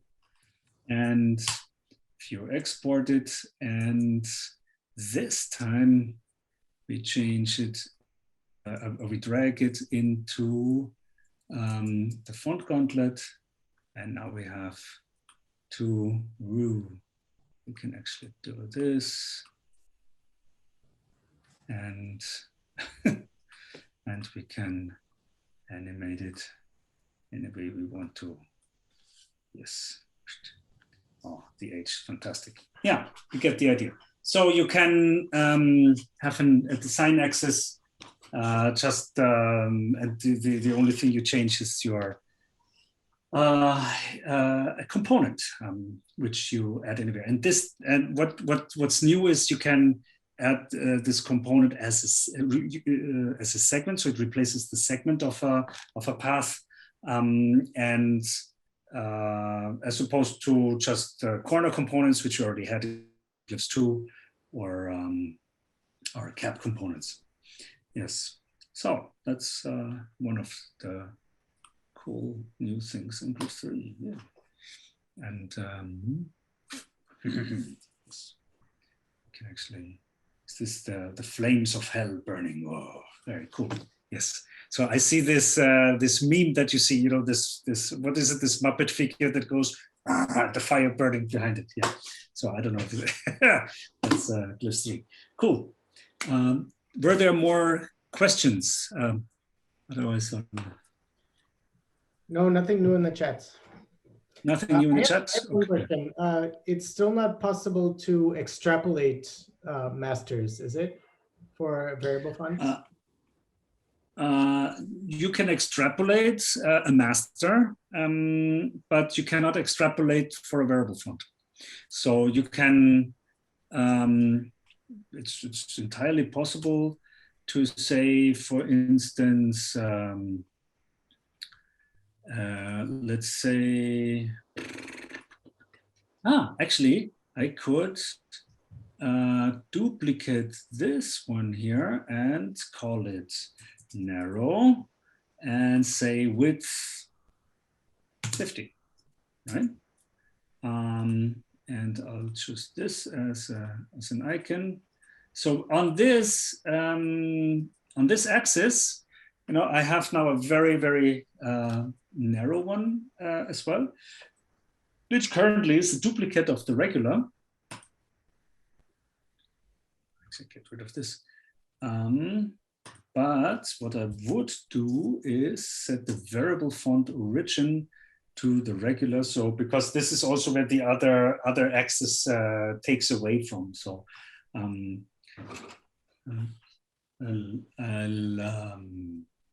have this. Okay.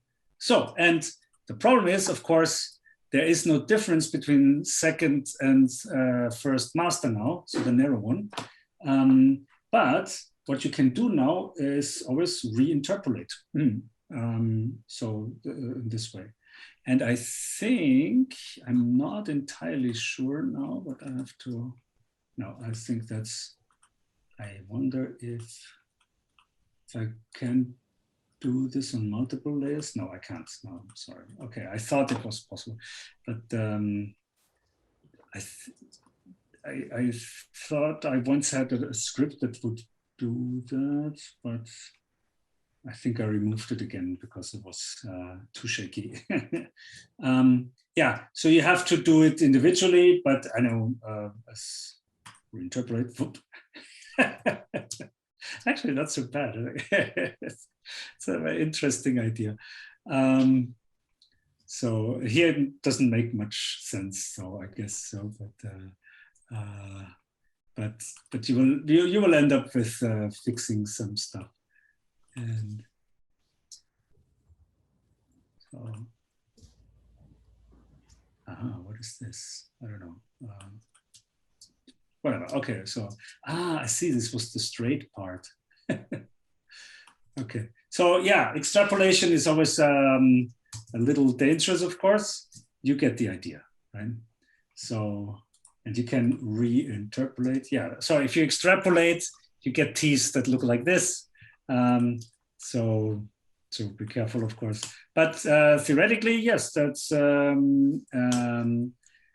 very much what you can do. You simply what it will do. It will calculate the position of this master layer in the design space. In this case, we defined it as 50 as opposed to 90. Maybe 50 was a little bit too optimistic.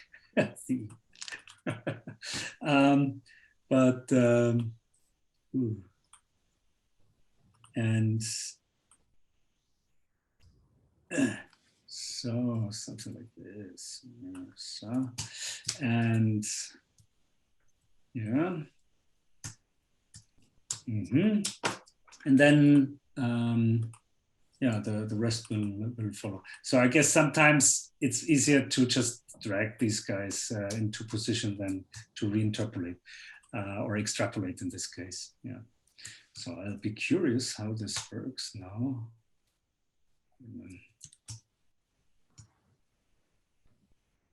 And did I properly export it? And yeah, I did. So what can I, with TR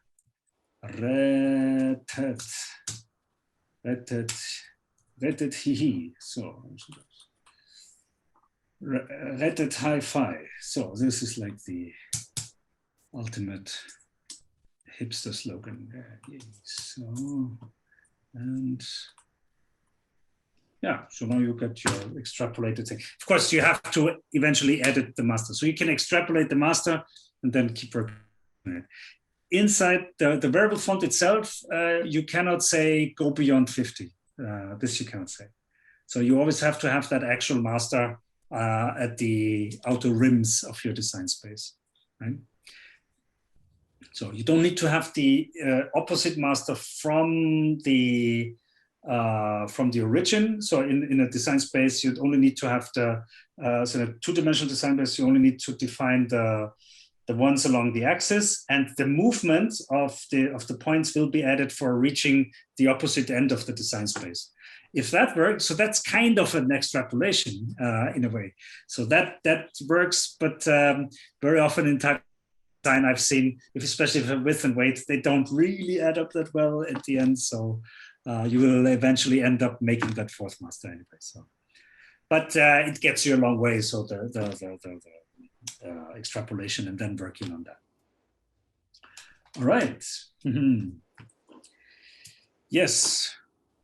Cool stuff. I wonder if there's anything else there.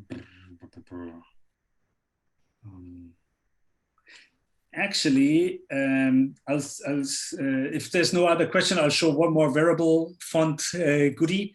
The thing is, remember the K that didn't really look so well in the very wide setting.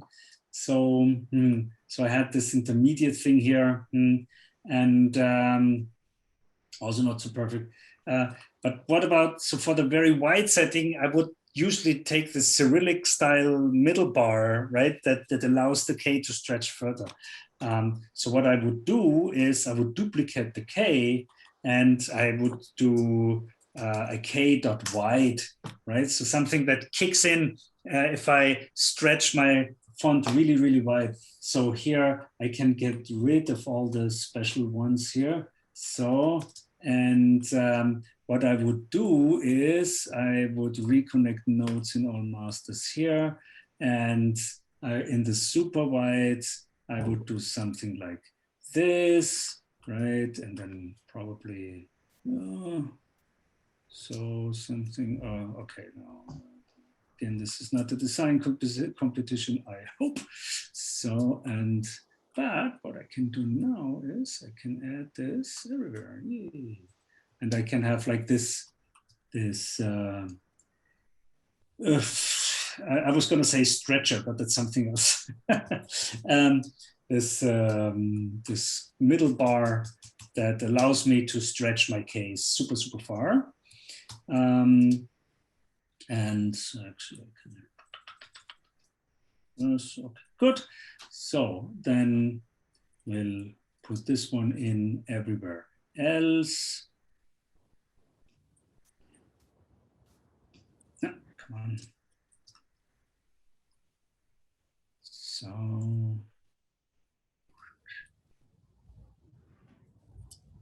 this should work nicely. Okay, so this will do for the time being.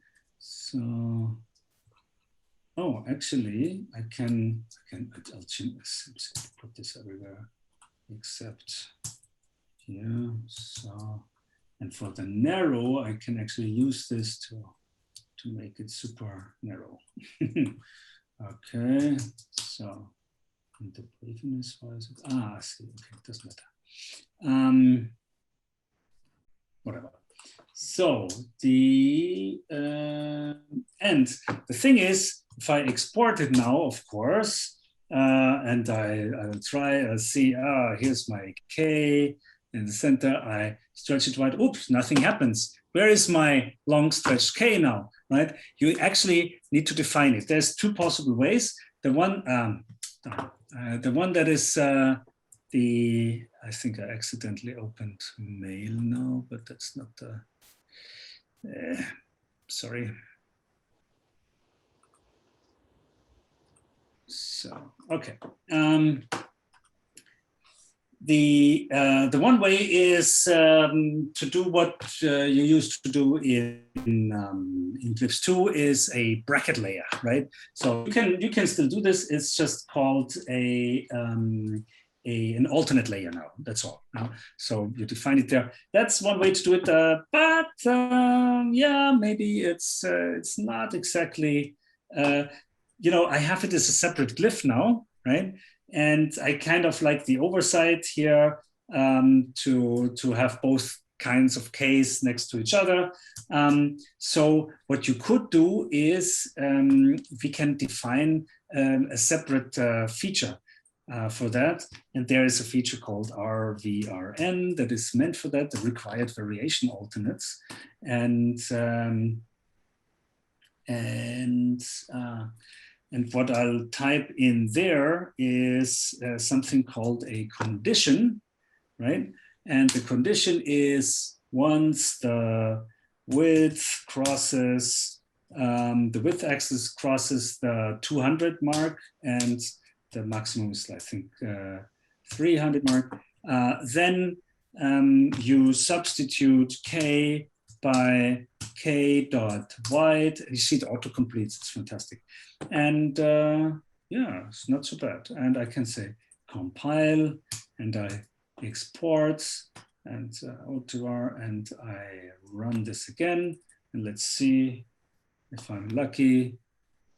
And whoa, yeah, see it switches at width 200, We can actually even switch it earlier if you want, but you get the idea.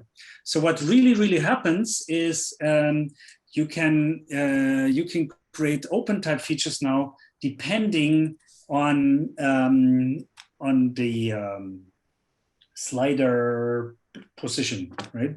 So you need a different shape to kick in at a certain width or a certain weight. Think about all the dense letters like the $sign or the cent sign that have a bar that goes through the whole character. And if you grow bolder, it has to change into those two little stubs at the top and the bottom. And you can do that now, with dollar by dollar bold, for instance. And you can adjust it to anything you want. The only thing is, this kind of feature code only works in a variable font, of course. So if you want to also export this as a static font, let's say you want to have static font exports of all kinds of instances in between, and you have a problem here because the condition does not work in a static font. So there's no slider in a static font because it's static, right? So what you do is you hashtag if def variable here, and then you type here and if here, then anything between if def variable and if is feature code that only ever applies to a variable font, right? And it will be ignored for a static font, right? Fair question, of course. What do we do in the super wide static font? We'll never see the white K in the static instances. No problem. You can have a custom parameter called rename glyphs, and here you say K equals K dot wide. And this is a replacement or switching of glyphs that is only available in static fonts, of course. So you switch them, or in a variable font setting, but then it will be those two glyphs switch places in general. So this is a different story. But so this will only kick in for the static font export, right? And here you can also then say in the static font export, of course, you can remove glyphs because you don't need the k.wide then in the glyph set that actually exports. Pretty cool. So you can meticulously control the glyph set of each static font export, and at the same time use your same masters for a variable font export, and here control it with a feature. And wow. It's pretty cool. Yeah. Isn't that something that Glyphs could theoretically automate in the future, though? That if it looks at this condition and it would know if you have an instance at 250, that it should replace the glyph.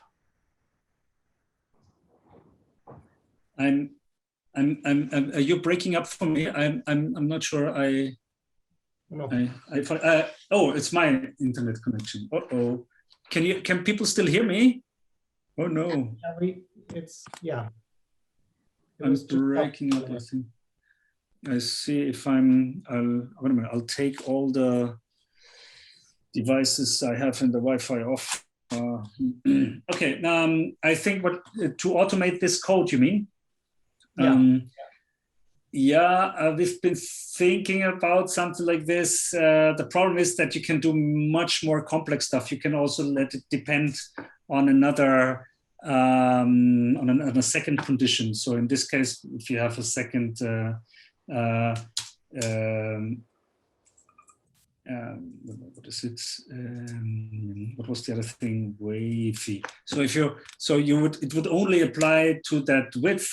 And only if it's if the waviness slider is under 50, right? And then you can then you can add other quadrants to it, right? So so you can have a pretty complex area. So you can repeat this, and then you do 100 to we could do like something like this. So beyond the 50, we could do like this. So you can do stuff like this, pretty complex areas where you want the substitution to kick in, and depending on your slider position, so you can combine the two slider positions. This is not unlikely, by the way. We've had this in production a couple of times, where you end up in a two-dimensional interpolation, where you end up with certain quadrants, and you want three of them where the alternate dollar sign kicks in, and only one quadrant it should stay like this. But it overlaps with something else, and there this should happen, and blah blah blah. So you can end up with pretty complex combinations.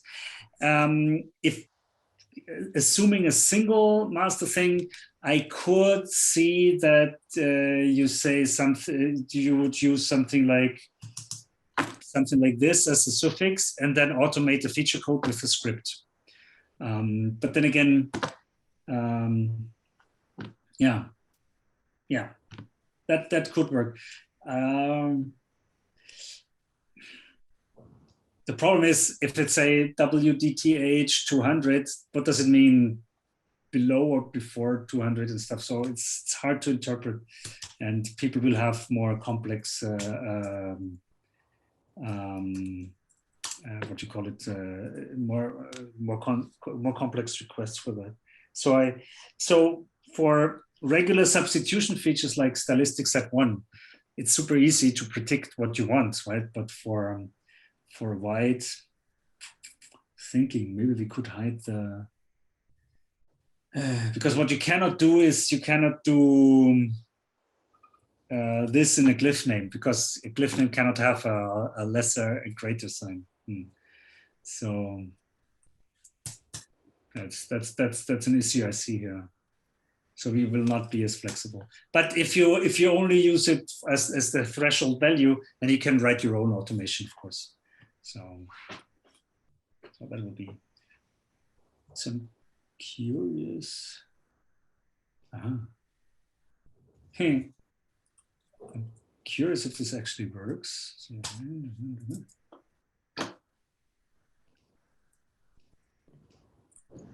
So it should, and then go back, or was it like here?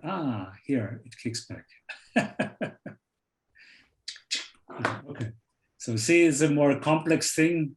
So depending on the positions of the sliders. So of course, what I did now doesn't really make much sense, but you get the idea. So you can really control what's happening. Yeah. So it's 9 o'clock in Central Europe. I don't know from where everybody's watching us. Are people in different time zones actually? Is there someone from, I don't know, the States or something? No? Good question. I hope not in Japan, because they're like, it's like 4 o'clock in the morning or something. All right. Questions or anything else I can show you? Or if people want, we can also make a quick break, because we're all slowly advancing to the age where we need to take care of our bladder every once in a while. And then if there's certain things you would like me to look at, or if you want Glyphs file feedback, we can do that too. And if you dare to show your files live, I think we can turn off the recording then. If so it's not as nasty for everyone. So and for additional questions, how does that sound? Or if anyone has any specific file where they want to show, I would be happy to see it. But if there's no one, then we can just wrap up. All right. So it's like always, of course, it's a little tacky to ask who wants, and then, you know, like in front of everyone, yeah, nobody dares, right? So, yeah, but people were amongst us. It's just a couple of people here, so we all know each other, don't we? And I made myself, like, see, I showed, what do you call it? You know, I went ahead and showed like very ugly Ks and Ss here. So I think it was perfect. We could all understand what you were explaining, and it was super clear. It looks like no one is showing their files and sharing their stuff. oh. But that's okay. So I think that we could stay here for another 2 hours, clearly, because it's very interesting to listen you tell all the secrets about the app. Thank you very much for your time and for making this possible. Thank you. The next time you are here in Berlin, we'll go out for a drink together for sure. We'd love to do that. Hope that will already be possible then. So, yeah, but. And well, I also want to thank the whole Type Thursday team, because thanks to them, this is possible. And the most important is thank you for all of you that are so interested in the contents we are offering, and for being here month after month. So thank you for your donations and for supporting us. We hope to see you here next month, and also to have a beer together. I really hope that. So we are working on that, and in the meantime, take care, have fun, enjoy your evening, and well, stay tuned. I don't know if anyone else has any question or would like to say anything. This is your time. If not, then see you next time. It was super nice to see you again, everyone. Yeah, thank you, Rainer. I see there's Annalena Wirth has a question. Maybe we can do that after the break, if that's still if that's interesting for someone. With two super different looking masters. Is Annalena still around? Yes, I'm here. Here you are. Okay, hi. Do you have like an example? I want to do a black letter font switching into a grotesque. So I don't know how to do. Do you have like drawings already for that, or is it? No. So what was the first thing? The grotesque was black letter font. Okay, I never do black letters, so all right. Okay. Shall we do that after a quick break? 5 minutes, okay? Because we've been sitting for 2 hours, we keep telling each other to stay healthy, and we will maybe evade the coronavirus. But quick Pinkelpause, and we'll be back in 5 minutes. Is that okay? Yes, okay. All right, okay. Then, how do I draw a black letter? Okay, I'll think about a black letter. I never do black letter. Can somebody quickly sketch up a black letter for me? Okay, I'll be right back then. Okay, see you in 5 minutes. See you. Okay.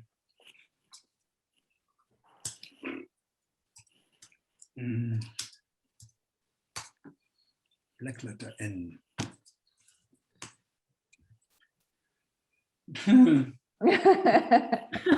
There's some job to do, eh?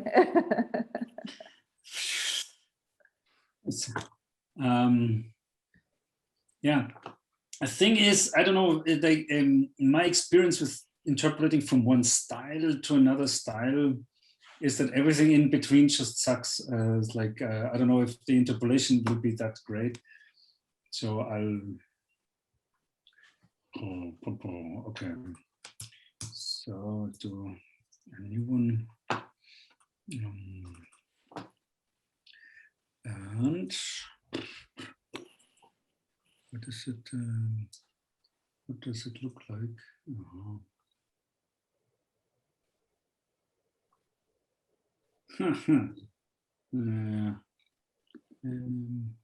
And there are a couple of fonts that do sums that they let the serifs grow out, right? Things like that. So that exists and that works well. But I think black letter and grotesque is really okay. So I kind of this is not really black letter here. This is more like it's okay. Okay, so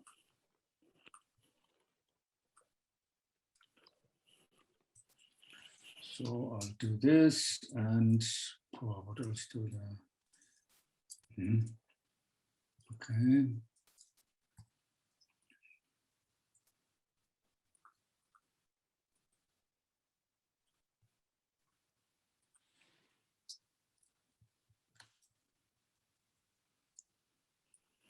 So take this again. So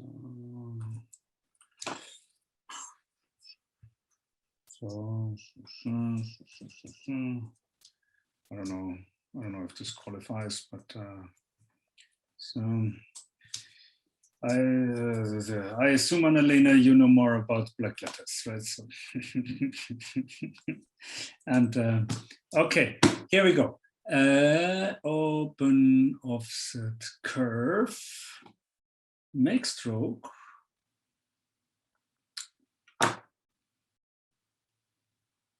Is this any quote actually? I don't know.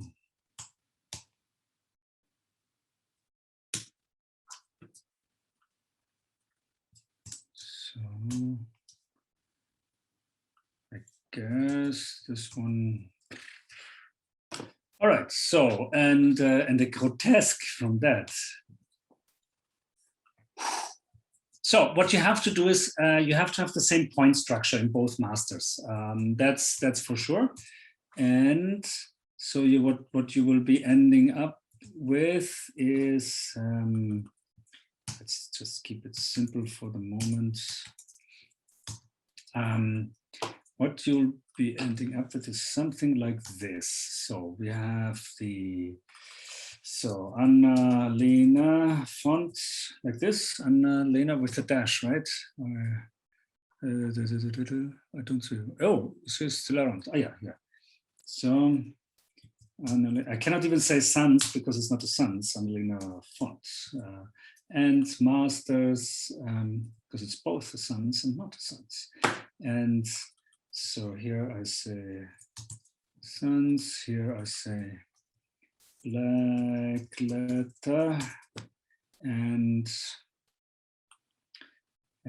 axis, what would we call this? Style, and give it a 4-letter thing, style, master, tag, it's called so. And style has 100 and the other one is 0. Black letter has no style and sans has all the styles. So, and let's just try.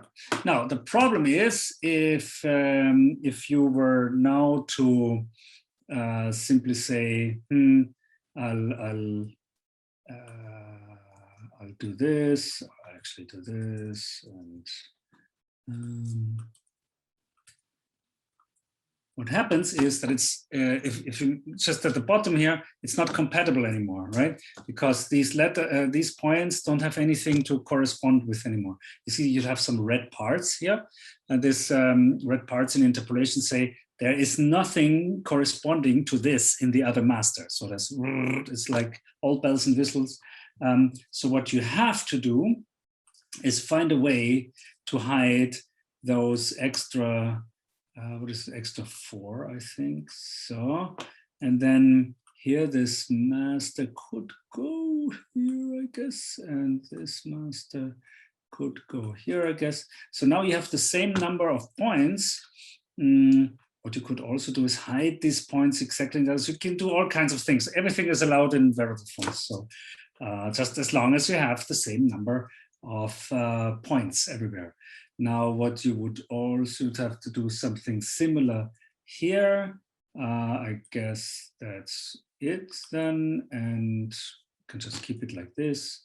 And here, problem is here we need curves. And for the for the grotesque, so we just add them. Well, actually, we can use some of this. And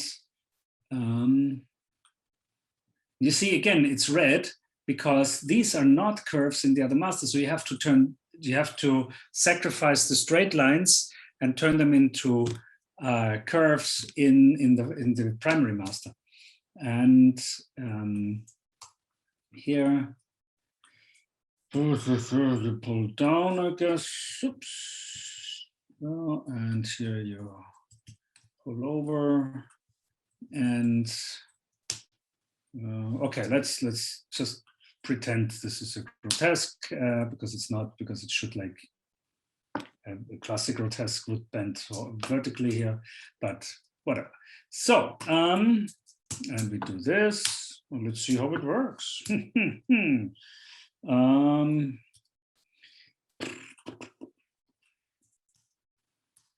I'll just remove everything.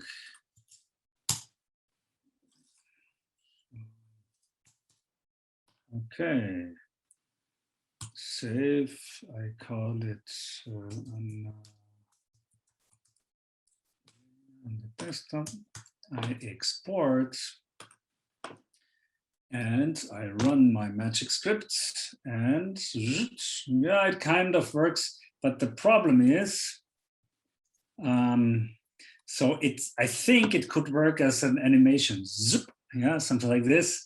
So very quick, because everything in between is probably not that great, right? So unless, of course, you find a better way to place those points there, because I think at the top, actually, it's not that bad. Oh, so you have to do a lot of figuring out and see how it works. So I guess if I go back here and then optimize these nodes, so I'd move these guys up, and so we could do something like this. Yes.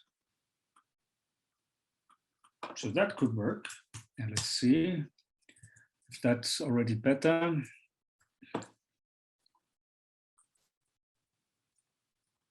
Yeah, so these things behave a little better now. So at the bottom, right, the feet.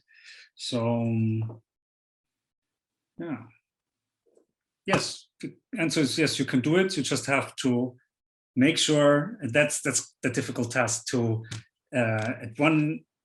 what's technically paramount is that you keep the point structure the same, so the same number and order of points, on curve point and off curve points and stuff. And the same order of shapes, of course, otherwise you will end up with some funny results. And then it's a matter of optimizing the position of these extra nodes.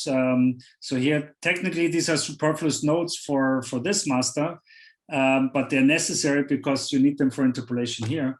And maybe you could work with overlaps or with opened corners and stuff like this. That could work as well, to some extent, of course. And of course, what we also do here is this will never be a perfect straight line, even though you do everything with your, unless maybe we completely retract these handles, which is usually a bad thing to do in type design. You don't want to do that, but we have the license to kill today, so we have, and so I wonder if that actually works. And,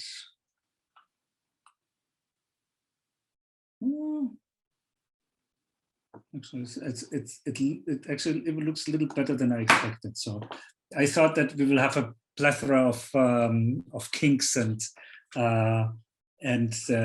bad interpolation artifacts everywhere, but so the answer is yes, it works.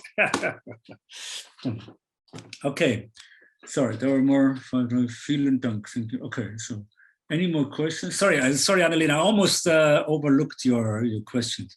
And actually, Rob made me aware of it, and I forgot again.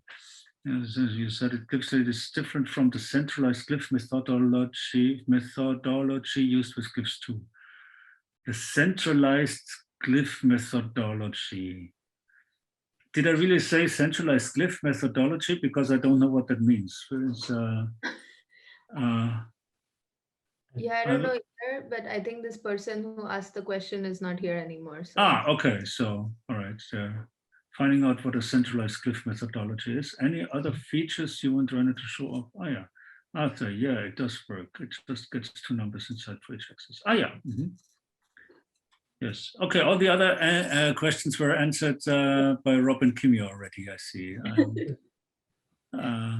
Oh, there's even a PNG. Oh, somebody clicked open. What is this? The file PNG could not open. I see. So, okay. That was the Glyph info and the missing Glyph icons, like the samples. I see. Okay. All right. So all questions answered. Okay. Last chance. Anybody? Do you know when a Glyphs 3 handbook will be out? I cannot give you a date, but the work has been progressing a lot, and it will be released practically at the same time, English and French. So, wow. And anybody else who wants to translate, just get in touch with me to any. So, yeah. Spanish will follow, but maybe next year. So not this quick. Yeah. Cool. Yeah. So I guess this is it. Because I guess this is it. Yeah. This is it. In Hollywood movies, this is always what the hero says before he dies, right? So it's like, like was in what is the Pearl Harbor movie, right? It's like this is it. Yeah. So okay, yeah, and thank you again for accepting the invitation, Rainer. Thank you very much for having me. It was very kind, very nice from you to give us your time. It was a long time, a long slot. So now that is 21:21 with this magical number, maybe we can say goodbye and enjoy our evening, the rest of the evening. Yeah. Thank you. So I hope I didn't make anybody miss their bus or something. All right. Okay. Muchas gracias, and see you I next hope time. to see you all in person soon. Yes. So, cheers. Bye bye. Thank you. Goodbye. Stay healthy, everybody. Bye. Bye. Ciao.